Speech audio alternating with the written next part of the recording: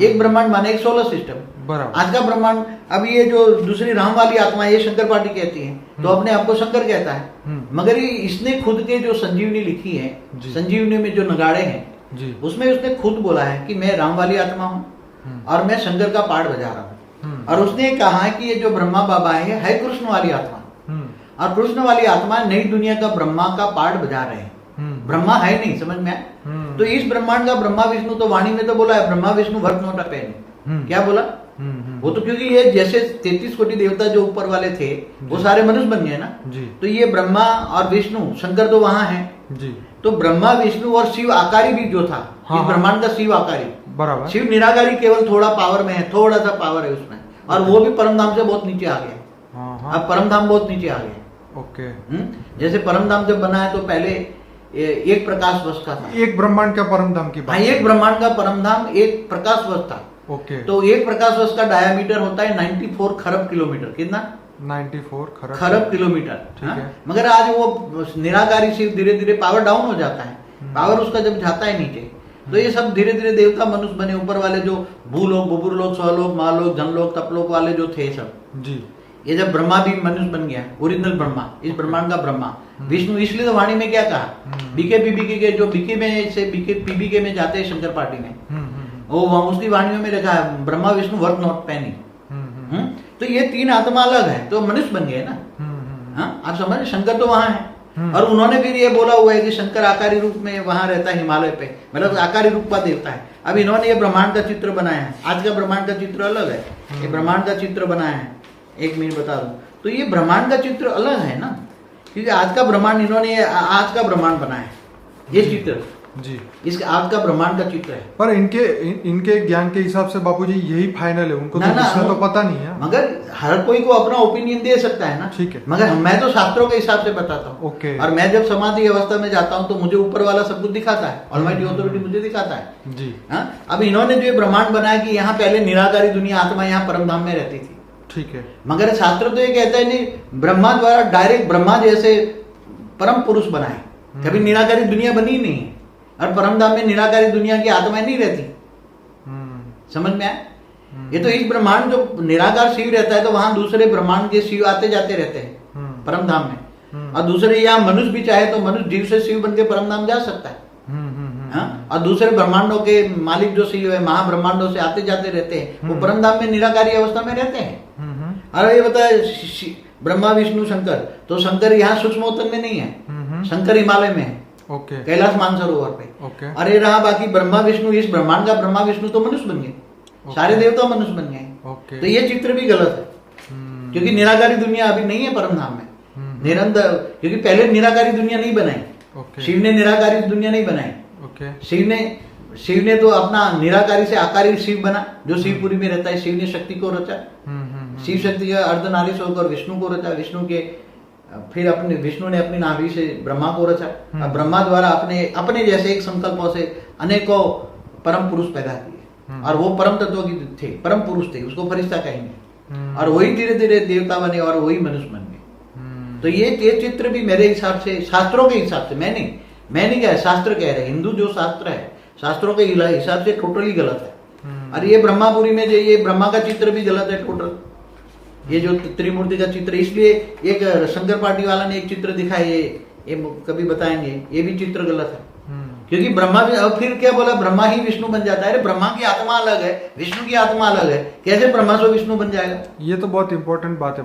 ये कहते हैं कि ये ब्रह्मा, अरे ये तो कृष्ण वाली आत्मा है, बेहद का बच्चा है, ऑलमाइटी अथॉरिटी का अवतार है, राम और कृष्ण दोनों।